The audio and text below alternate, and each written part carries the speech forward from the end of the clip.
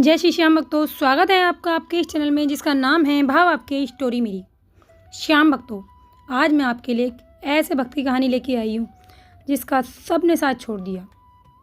हर किसी ने उससे रिश्ता तोड़ लिया। जिस पे उसे सबसे ज़्यादा भरोसा था, हर उस इंसान ने उससे मुँह मोड़ लिया।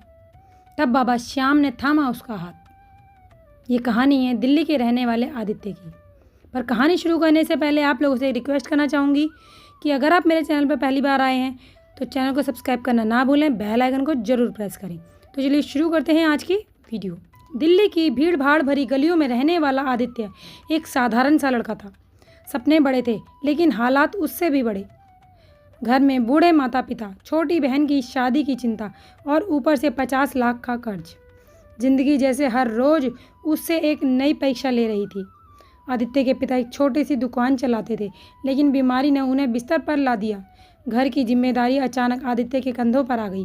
उसने सोचा था कि पढ़ लिख कर एक अच्छी सरकारी नौकरी करूंगा और घर की हालत सुधारूंगा, लेकिन किस्मत जैसे हर बार उससे मुंह मोड़ लेती है।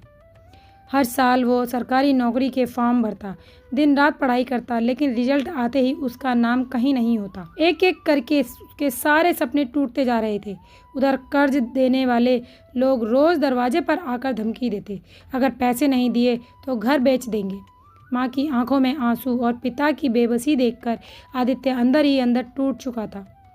कई रातें ऐसी थीं जब उसने बिना खाए ही सोने की कोशिश की, लेकिन नींद भी उससे दूर भागती थी। एक दिन हालात इतने खराब हो गए कि आदित्य ने हार मान ली। वो दिल्ली की सड़कों पर बिना किसी मंजिल के भटक रहा था। दिल में बस एक ही ख्याल था, अब जीकर क्या फ़ायदा। उसी भटकते भटकते वो एक छोटे से मंदिर के सामने पहुंच गया। मंदिर के बाहर लिखा था, हारे का सहारा बाबा श्याम हमारा। थके कदमों से वो अंदर गया। सामने बाबा श्याम की मूर्ति थी, मुस्कुराती हुई, जैसे उसे देख रही थी। आदित्य की आंखों में आंसू अपने आप बहने लगे। वो ज़मीन पर बैठ गया और फूट फूट कर रोने लगा। बाबा, अब मुझसे नहीं होता, सब खत्म हो गया है।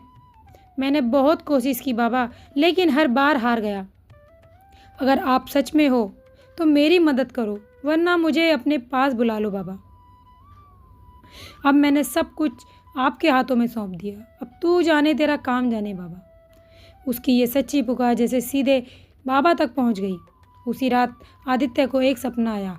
उसने देखा कि एक दिव्य स्वरूप उसके सामने खड़ा है, नीले वस्त्र, चेहरे पर तेज और आंखों में करुणा।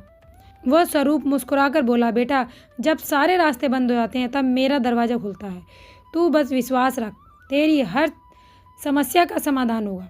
आदित्य नींद से उठा तो उसका दिल अजीब सी शांति से भर गया, जैसे किसी ने उसके अंदर एक नई उम्मीद जगा दी हो। अगले दिन से उसने एक नया नियम बना लिया, हर सुबह उठकर बाबा श्याम का नाम लेना और पूरे मन से मेहनत करना। अब उसकी पढ़ाई में एक अलग ही लगन थी।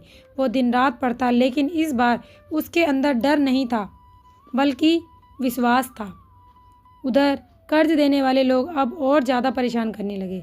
एक दिन तो उन्होंने घर के बाहर आकर ज़ोर ज़ोर से चिल्लाना शुरू कर दिया। माँ डर के मारे कांपने लगी। आदित्य ने अंदर ही अंदर बाबा को याद किया, बाबा अब सब आपके भरोसे है। कुछ ही दिनों बाद सरकारी नौकरी का एक बड़ा एग्ज़ाम हुआ। आदित्य ने फॉर्म भरा और पूरी मेहनत से परीक्षा दी। समय बीतता गया, रिजल्ट का दिन आ गया। दिल ज़ोर ज़ोर से धड़क रहा था, हाथ कांप रहे थे। उसने जैसे ही रिजल्ट खोला, उसकी आंखें नम हो गईं। उसका नाम लिस्ट में सबसे ऊपर था। आदित्य का सिलेक्शन हो चुका था। वह ज़ोर ज़ोर से रोने लगा, लेकिन इस बार आंसू खुशी के थे। माँ पिता ने जब ये खबर सुनी तो उनकी आंखों में भी आंसू आ गए। पूरा घर जैसे खुशी से भर गया। लेकिन चमत्कार यहीं ख़त्म नहीं हुआ।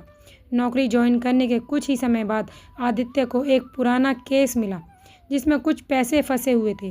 मेहनत और ईमानदारी से काम करते हुए उसने उस केस को सुलझाया। सरकार की तरफ से उसे एक बड़ा इनाम मिला, इतना कि उसका पूरा कर्ज उतर गया।